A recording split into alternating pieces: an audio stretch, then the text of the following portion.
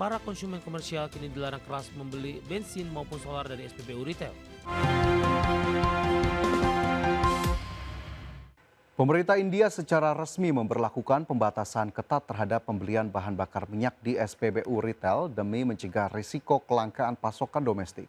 Kebijakan ini darurat dipicu oleh gangguan rantai pasok energi global akibat eskalasi konflik militer di Timur Tengah serta adanya lonjakan permintaan dari sektor industri.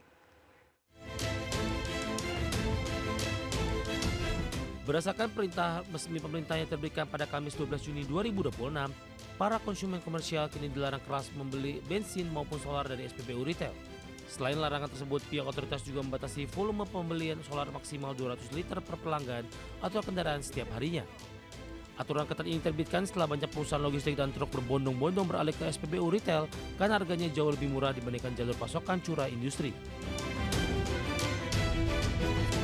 Migrasi massal para konsumen komersial tersebut langsung memicu kelangkaan stok BBM subsidi di berbagai daerah dan menekan keuangan korporasi energi negara. Saat ini aktivitas penjualan solar kepada konsumen retail menyebabkan kerugian mencapai Rp36,5 per liter bagi perusahaan milik pemerintah India. Nilai kerugian untuk penjualan bensin retail juga menyentuh angka Rp9 per liter, sedangkan penjualan jalur industri justru dilakukan dengan harga pasar yang lebih tinggi. Kebijakan batasan pasokan energi ini akan berdampak langsung pada tiga raksasa minyak milik negara, yakni Indian Oil, Bharat Petroleum, dan Hindustan Petroleum. Gabungan emiten plat merah tersebut tercatat menguasai sekitar 90% dari total lebih dari 100.000 SPBU yang beroperasi aktif di seluruh India. Adapun pihak otoritas menegaskan ketegangan militer antara Amerika Serikat, Israel, dan Iran menjadi alasan utama pemberlakuan regulasi yang dirancang berjalan selama maksimal 90 hari ke depan. Berbagai sumber ada di channel. Selanjutnya pemirsa, pemerintah segera melakukan revitalisasi sekolah di seluruh daerah. Targetkan sebanyak 71.744 sekolah akan direvitalisasi untuk meningkatkan kualitas pendidikan. Menteri Pendidikan Dasar dan Menengah Abdul Mukhti menegaskan dalam tahun ini pemerintah akan melakukan program revitalisasi sekolah yang menjadi salah satu prioritas pemerintah untuk meningkatkan kualitas pendidikan sekaligus mendorong perputaran ekonomi di daerah. Dalam program prioritas perbaikan sarana dan prasarana pendidikan di tahun 2026, pemerintah telah menyiapkan anggaran sebesar 14 triliun rupiah untuk dialokasikan merevitalisasi 11.744 satuan pendidikan. Pemerintah sendiri berencana menambah cakupan revitalisasi hingga 60.000 sekolah, sehingga total sekolah yang akan direvitalisasi sepanjang 2026 mencapai 71.744 satuan pendidikan. Selain memperbaiki sarana dan prasarana pendidikan, revitalisasi sekolah juga bisa membuka lapangan pekerjaan dalam jumlah besar karena pola pembangunan akan dilakukan secara swaklola oleh masing-masing sekolah. Dengan anggaran yang sudah disetujui DPR 14 triliun itu mengalokasikan untuk 11.744 satuan pendidikan dan insya Allah akan ada tambahan 60.000 satuan pendidikan sehingga tahun ini kami akan melakukan revitalisasi untuk 71.744 satuan pendidikan di seluruh Indonesia, semua jenjang mulai dari taman kanak-kanak sampai dengan tingkat SLTA. Kami sampaikan juga bahwa program revitalisasi ini tidak hanya berkaitan dengan peningkatan mutu pendidikan, tapi Juru bicara Kementerian SDM Dwi Anggia memastikan untuk menjaga agar tidak terjadinya pembengkakan subsidi dari peralihan konsumsi BBM jenis Pertamax ke Pertalite, pemerintah akan melakukan pengawasan secara ketat di lapangan. Hal tersebut dilakukan agar memastikan penggunaan BBM bersubsidi tepat sasaran dan menjaga kuota BBM bersubsidi tetap bisa terpenuhi masyarakat dengan menjaga kondisi fiskal negara. Itu juga fakta yang tidak bisa dipungkiri bahwa akan ada kemungkinan besar pergeseran. Tadi kami sudah berdiskusi dengan Dirut Pertamina Patraniaga dalam 2 hari ini apakah sudah ada pergeseran. Alhamdulillah tidak terlalu besar shiftingnya, mungkin dari Pertamax Turbo ya di atas ke Pertamax saat ini, dan antisipasi mitigasi pasti dilakukan. Misalnya saat ini untuk akses BBM subsidi kan menggunakan QR ya.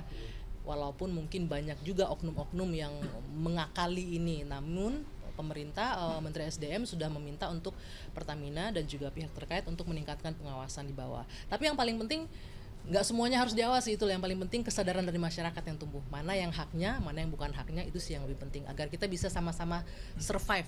Karena memang kondisi.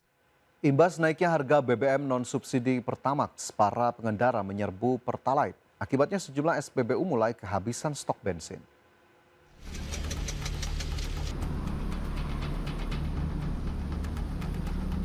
Sejumlah SPBU di Jakarta mulai kehabisan stok BBM. Di Kalimalang, Jatinegara, Jakarta Timur, sebuah SPBU ditutup sementara dan tidak melayani pembelian. Tidak ada aktivitas pengisian BBM, baik untuk kendaraan roda 4 dan roda 2. Para pengendara yang berniat mengisi bensin terpaksa putar balik. Selain mengeluhkan sulitnya mengisi BBM, para pengendara juga mengeluhkan antrian panjang di beberapa SPBU lain. Mau isi bensin, Bang? Ya. Terus gimana, ada nggak bensinnya atau gimana? Kosong? Ya. Oh, tadi abang niatnya mau isi apa, Bang? Pertama. Pertama? Ya. Oh, tapi kosong? Oh, ini emang baru kali ini aja atau ada beberapa SPBU yang abang udah datangin terus kosong? Ini baru ini karena beberapa ini agak sering kosong sih. Oh. Tapi di sono tadi antri banget. Kondisi ini terjadi sejak naiknya harga BBM Pertamax yang sebelumnya Rp12.300 menjadi Rp16.250 per liter.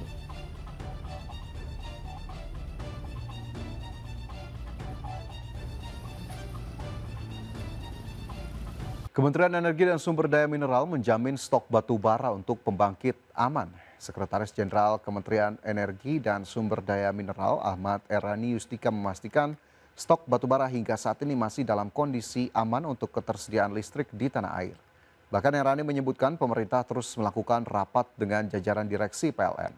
Ia juga membantah adanya potensi krisis pasokan batu bara seperti yang pernah terjadi pada 2022, di mana harga batu bara di pasar global lebih menggiurkan ketimbang dalam negeri dan pengusaha lebih memilih ekspor ketimbang memenuhi kebutuhan dalam negeri. Terus ya dengan direktur-direkturnya juga gitu. Saya yakin mereka yang lebih memiliki informasi untuk mengenai hal itu. Ada kekhawatiran kayak Januari 2022 kok yang KWP-nya cuma 5 hari batu bara. Enggak, insya Allah sih enggak. Insya Allah sih enggak. Dipastikan ininya. Kan Pak Menteri kemarin kan sudah menyampaikan pernyataan kan yang gitu. Udah hasil yang semalam dengan PLN berarti bakal gitu. Ada tindak lanjut dari PLN gitu. Hari ini katanya ada rapat lagi Pak Dirjen Kadrik dengan Kepala Badan Gizi Nasional Nani SD yang mengatakan masyarakat mampu tidak akan lagi mendapat MBG. Hal ini dilakukan untuk efisiensi anggaran makan bergizi gratis. Aku mau nyiapkan bahan nih. Jadi efisiensinya apa aja, Bu? Iya, iya. Begitu. Ya, penerima manfaat. Sambil berjalan. Sampai dapat lagi MBG begitu, Bu, atau yang mampu? Maksudnya yang mampu, yang kaya. Yang kaya nanti tidak dapat lagi. Jadi penerimanya siapa saja, Bu? Penerima manfaat ini. Jadi nanti misalnya ya sekolah-sekolah kaya. Sekolah-sekolah kaya. Sekolah-sekolah kaya itu. Terus kemudian iya itu kan seneng banget. Itu yang dibahas apa lagi? Ini kan belum, besok dibahasnya. Maaf, kasih jalan. Belum. Katanya besok sore.